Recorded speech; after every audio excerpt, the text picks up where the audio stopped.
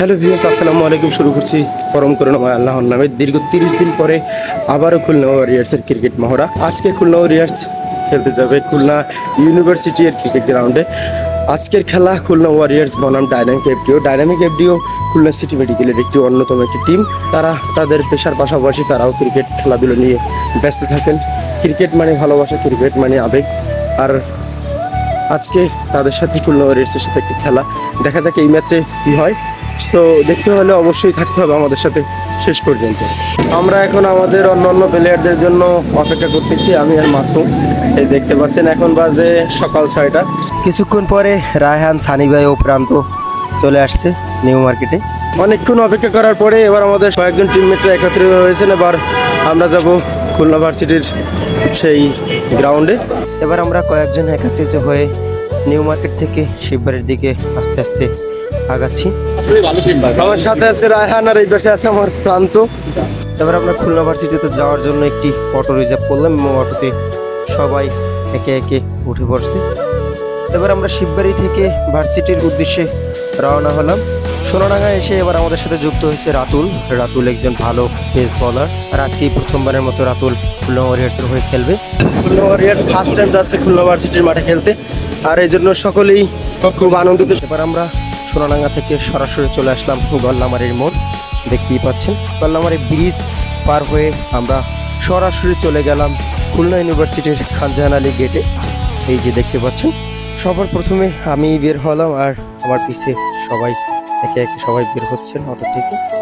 এবার আমরা সবাই খানজাহান আলী গেট থেকে খুলনা ইউনিভার্সিটির আন্ডারে প্রবেশ করলাম এবং সবাই একে একে অপোনেন্ট টিমের দিকে এগিয়ে যাচ্ছেন। আমাদেরকে দেখে সর্বপ্রথম অপোনেন্ট টিমের ক্যাপ্টেন শিবির ভাই, তারপরে সাদ্দাম ভাই, এরা এগিয়ে আসছিলেন। একটা জিনিস সবচেয়ে আমাদের কাছে বেশি ভালো লাগছে, তারা খুব আন্তরিক এবং খুব ভালো মনের মানুষ তারা। এই যে আমাদের অপোনেন্ট টিমের প্লেয়ার নাকি ভাই, আপনার কি ঘুম কাটছে? এই যে দেখতে পাচ্ছেন খুলনা ভার্সিটির সেই ক্রিকেট গ্রাউন্ড, আর ওই যে দেখতে পাচ্ছেন ক্রিকেট পিচ, আর ওইখানেই হবে খেলা। আমরা সবাই পিচের কন্ডিশন দেখতে গেলাম। পিচ কিউরেটার সব এখানে আমাদের এক একটা প্লেয়ার মানে এক একটা পিচ কিউরেটার। মনে হচ্ছে খারাপ হবে না নাকি? আরে ও টুর্নামেন্ট চলে হামজা রাকিব হাসান, ওর কিন্তু আরেকটা নাম আছে হাড্ডি। মানে এটা হাতটা সেকেন্ডে কোনতে যেন সবাইকে হাড্ডি, ঠিক আছে হাড্ডি বাইরেই গেছে, এই জন্য নাম কি হাড্ডি আছে? হাড্ডি আছে। দেখতেই পাচ্ছেন পিছনে টোটাল খুলনা ওয়ারিয়ার্স টিম হাজির, আর এরাই লড়বে আজকে ডাইনামিক এফডিওর বিরুদ্ধে। দেখা যাক ম্যাচের পরিস্থিতি কি হয়। আর মেইন কথা হইলো যে খুলনা ওয়ারিয়ার্স অনেকদিন পরেই আবার ক্রিকেটে ফিরছে, প্রায় দীর্ঘ 1 মাস পর। এবারে শিববির ভাইরে বললাম ভাই দ্রুত টস করে নেন। এবার খুলনা ওয়ারিয়ার্সের ক্যাপ্টেন মাসুম আর শিববির ভাই ডাইনামিক এফডিওর ক্যাপ্টেন, তারা টস করে নিলেন এবং ডাইনামিক এফডিও তারা টসে জয়লাভ করে এবং তারা ফিল্ডিং করার সিদ্ধান্ত নিয়েছিলেন। মাসুম, আজকে ওপেনার কে যাচ্ছে? নতুন ভাবে সাজানো হচ্ছে রায়হান হাসান, যেহেতু নতুন মাঠ। রায়হান আর সানি। আচ্ছা, সানি তো প্রায় দেখি আমরা ওপেনিং এ খেলে থাকে, আর রায়হান তো মিডল অর্ডারে খেলে থাকে। আজকে তারে ওপেনারে ওপেনিং চান্স দিচ্ছে, তাই তো? দেখা যাক। মনে হচ্ছে তোমরা লর্ডসের মাঠে খেলতে নামছো, বুঝছো? পিছনে যে বিল্ডিং আর ব্যাকগ্রাউন্ড অস্থির বানাইছে। খেলা শুরু হয়ে গেলেন, বল করলেন সাদ্দাম, শর্ট বল, শর্ট এবং 4। এবারে বিজয় বিশাল আকারের একটি ছক্কা। এবারে রাকিব সুইপ শট খেললেন, 4। বোল্ড হয়ে গেলেন প্রান্ত। 131 টার্গেট না? দেখ আজকে তো সবাই মানে মোটামুটি কায়দায় একদম দুর্বল হয়ে গেছে, বাইরে দেখে নাকি বুঝলাম না। খুলনা ওয়ারিয়ার্স তারা প্রথমে ব্যাট করে 14 ওভার শেষে তাদের রান হয়েছে 131 রানের লক্ষ্যমাত্রায় খেলবে এখন ডাইনামিক এফডিও।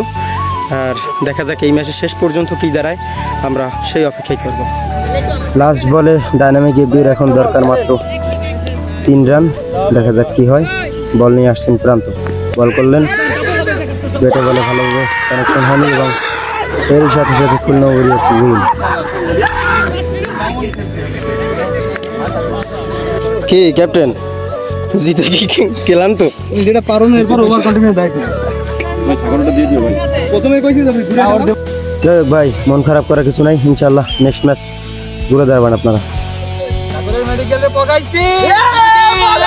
মাসুম, আজকে অনেকদিন পরে ম্যাচ যাচ্ছ, প্রেশার হয়ে গেছে নাকি? আমরা 1 টাকার গান জিতে ইশারা বলতে হচ্ছে কি বলবো আসলে এমন জায়গায় ম্যাচ চলে গেছে, ঠিক আছে, প্রেশার তো এমনি স্বাভাবিক।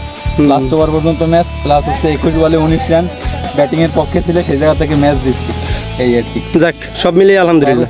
যে শেষ ওভারে মানে ম্যাচ ঘুরাই দিছে এই যে প্রান্ত, কনগ্রাচুলেশনস ভাই। ম্যাচ তো আপনাদের মানে পক্ষেই ছিল, আসলে হারার কারণটা কি? আসলে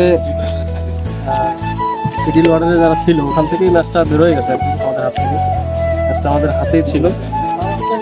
30 বলে যখন 30 লাগে এরপর থেকে আর কি একটা শূন্য ছাড়া, মানে ব্যাটসম্যান আসতেছে, এটা জেতার একটা কনফিডেন্স, কিন্তু ব্যাটে বলে কানেকশন হয় না, এই হচ্ছে মেইন। আর যেটা কানেকশন হয়েছে সেটা হালকা সাইডে লেগে ওরা লাস্টের দিকে ম্যাক্সিমাম। যাক, সমস্যা নাই, আবার সামনের থেকে ইনশাল্লাহ আপনারা ঘুরে দাঁড়াবেন, এটাই ব্যক্ত করবে। আল্লাহ হাফেজ। যাই হোক, আলহামদুলিল্লাহ অবশেষে আমরা ম্যাচটা আমরা জয় দিয়ে শেষ করলাম। এই নিয়ে আমরা সবাই খুব আনন্দিত। আসলে খুব টাইট ম্যাচ ছিল, যেটা একটু টাফ ছিল খুলনা ওয়ারিয়র্সের জন্য, কারণ 3 ওভারে 18 বলে প্রায় 20 রানের মতো লাগতো। এখানে ব্যাটিংয়ের পক্ষেই ছিল ম্যাচ। সেই জায়গা থেকে খুলনা ওয়ারিয়র্স তারা তাদের অভিজ্ঞতায় তারা সেই মূল লক্ষ্যে তারা পৌঁছে গেছেন। অবশেষে 2 ম্যাচে জয় দিয়েই মাঠ ছাড়লেন খুলনা ওয়ারিয়র্স। তো সকলে ভালো থাকবেন, সুস্থ থাকবেন, আল্লাহ হাফেজ।